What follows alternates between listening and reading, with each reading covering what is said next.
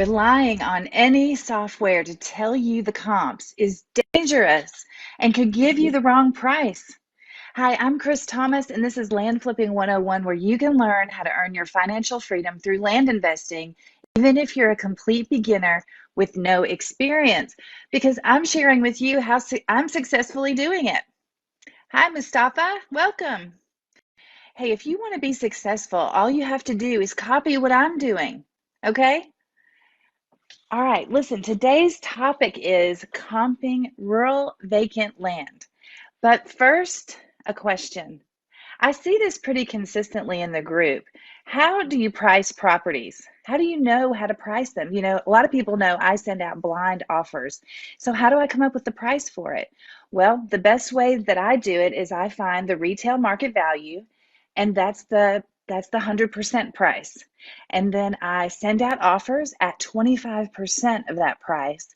And then when I go to sell it, I sell it at 75% of that price. So I'm getting a great deal, I'm doubling my money, and other people are buying a steal of a deal in real estate. Hi, Kirby. I see you, Johnny. Adolfo, welcome. Hi, Michelle. Hey, Kenny. All right, so today's topic is comping rural vacant land.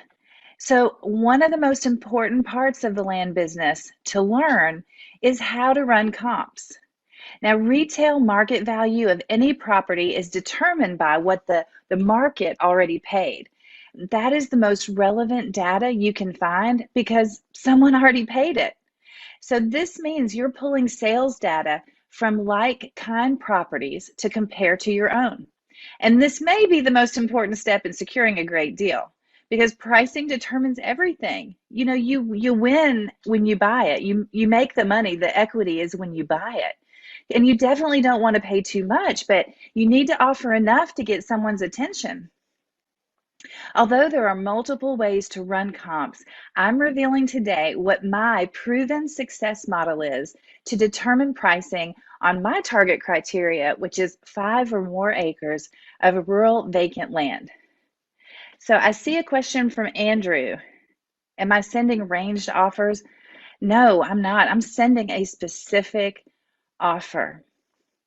So comping properties manually is the only way to get the best and most accurate results.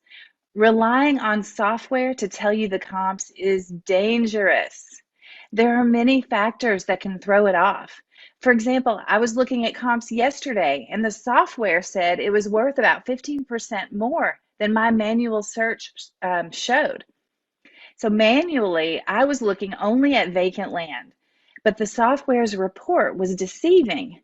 It pulled up comps on land the same size and in the same area. So on the surface, it looked correct, but those properties had a house on it. If I didn't dig into it, I wouldn't have noticed that. And it really threw off the numbers. I would have made way too high of an offer. So you really have to dig in and see the attributes of the property that recently sold and determine if it's a true comparable. So first, you will look at each of the most popular search sites and separate them into sold versus for sale. You don't want to mix the two in your comp review. Adolfo asked, do you just do rural vacant land? Yes, that's exactly right. Okay, so we separate our comps into sold versus for sale. So the goal is to come up with several recently sold, relevant, comparable properties to the subject property that you're considering.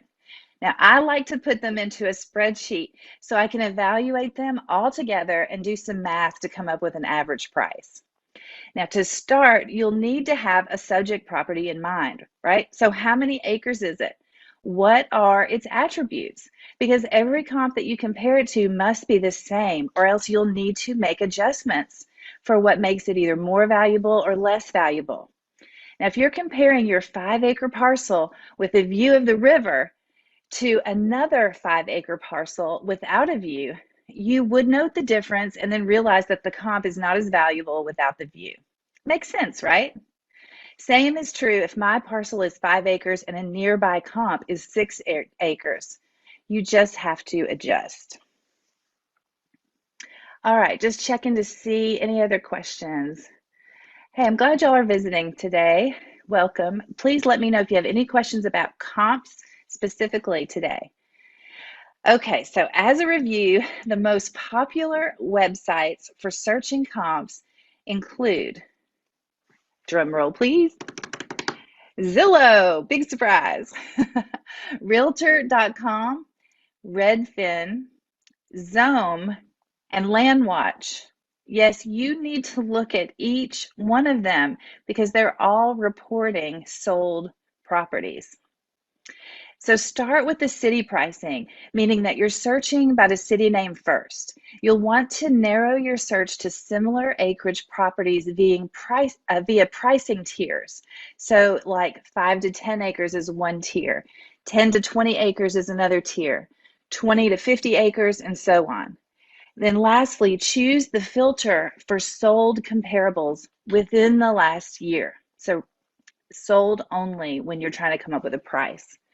So if you don't get enough results from your initial search, you can open up the filters from city pricing or city to zip code. And then from zip code, you can even open it up to the county. But try to keep the search map with your property in the middle so that you can see the other listings that are the most close to yours. These will be your best matches. Hey, Candace, welcome. All right, you asked, do you open up each comp on a GIS map to make sure there isn't a house on the land? No, we typically filter out land only. In that case, Candace, someone had submitted the comp report to us, so that's why. Okay, listen, you can also open up the, when you're searching, you can also open up the acreage to the next tier.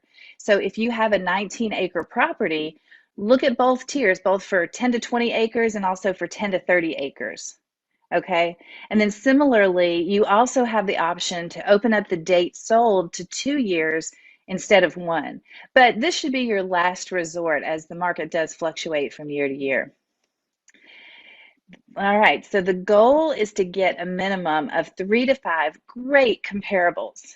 I mean, a list of 10 or 20 is even better, but just be sure there are no outliers in your final list, okay? These are properties that are way off the average and just shouldn't be considered. I like to drop the comps into a spreadsheet and evaluate them on the sheet, and then toggling back and forth to the site to fully understand how they compare. I'm trying to find the most similar, the most like sold comps, and then figure out the per acre price. Then I take the average of the per acre prices on all of the comps to determine an average per acre price for that area. And then I apply that average price to my subject property to come up with the retail market value. All right, so something to note, just make sure to keep your sold and for sale comps separate at all times. Because why do I say that? When we are in the phase for buying a property, I only care about the sold comparables. And then later, when I go to sell the property, that's when I'll consider any other properties currently on the market and listed for sale. Okay, I did see a question from Ben Robertos in one of the posts this week saying, how do we comp lots that have no comparables? I mean, that's a great question. And I think that is one where it can be a challenge because you don't know what to do. All right, hold on a second. I lost my place here. Okay, so no comparables. Okay, so if you're not finding any sold comps right in the area, expand the area out a little bit until you find some more. Be sure to check all the platforms because they might have different listings. The county may also have a sales database online, so you can check there as well. Okay. So all of the different websites that I mentioned, Zillow, Redfin, Zome, Realtor, and Landwatch or Lands of America. That's the same company, all together. All right. G Love says, hi, Chris. How do you factor in unique property attributes, for example, waterfronts and etc. Well, yes, if that's significant, you have to realize that zoning is a big attribute. So if it's something other than residential, um, you want to account for that. That definitely has a difference, and you kind of have to filter it through your common sense. Okay, well, I've created some training to teach you how to flip land, and I want to teach you how I've been able to flip rural vacant properties for 100% return on investment, working the whole thing online and without ever having to visit the property or even fix anything. I'm using transactional funding and double closing strategies to reduce my risk and my need for cash. Now, I'm not really interested in selling you some training. I know there are a lot of trainings out there, but I do want some joint venture partners. So I've established this training to get you off the ground. Once you review it and take action, the offers will start flooding in, the accepted offers, and you will need help reviewing the deals to get them under contract, to strategize about how to sell your deal, and then confidently get them closed. If that interests you, or if you have any questions for me, just reach out to me by posting a question on this page, or send me a private message, or even an email on Chris at landflipping101.com. All right, question here. Let me answer what I see is left. Let's see. Kirby asks, if sending thousands of letters, how do you organize to give each letter the exact offer from comps? Well, we use a pricing software called Priced. It's PRYCD.com. And for the 5 acres and up, they have done a fantastic job with accuracy on comps.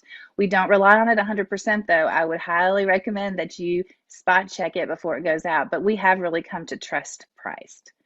And then, hey, Sam, I have only one question for now. It's good. I've answered so many over the weeks. Hopefully you're getting it all down now. You said, have you sold any agricultural land or farms? I may have many of those on my list. Yes, lots are zoned for agriculture and or farm. Lots of them. Lots of them. Corey Floyd asks, have you dabbled in rezoning and is it worth it? I mean, Corey, that's a different business model than really what I'm following. That takes a lot longer than what I'm doing. And I personally I just want the quick cash turnaround. So I'm just buying and selling. I'm not doing any site work. I'm not trying to fix easements. I'm not rezoning it. I mean, rezoning involves getting in with your councilman in the area. I mean, personally, I've probably bought and sold deals in about 7 or 8 states this year. I mean, I don't know the local councilman in the area, and I don't want to go lobby him to do a zoning change, and it might take 6 months. So it's just not my business model. There's nothing wrong with that business model, and I know a lot of people are making a lot of money doing it. I'm just looking for quicker cash. Okay. All right, and a last thing I want to mention is, since let's see, who was asking? Kirby was asking about the software I use, and I do use Priced for pricing my mailers for 5 acres and up. And I want to mention that if you want to try Priced out, you can mention my name. I think you have to give them my email address, which is Chris at landflipping101.com, and they will give you 400 free records priced out for you. The data comes from DataTree, and that's a great way to get started. Well, I'd love to hear more about your journey into real estate investing and find out what brought you here and what you hope to learn. Because I think you can do this. I've done it. I can't believe it's the best business I have ever found. And I know you can do it too. So let me see if there's one more question. Oh, Kenny asks, do you buy just off market or listed? And I don't filter out the listed, Kenny, but some leads come, because some leads do come from currently listed properties, but mostly they're not listed. Okay, you can do this and I'll help you. Thanks for joining me.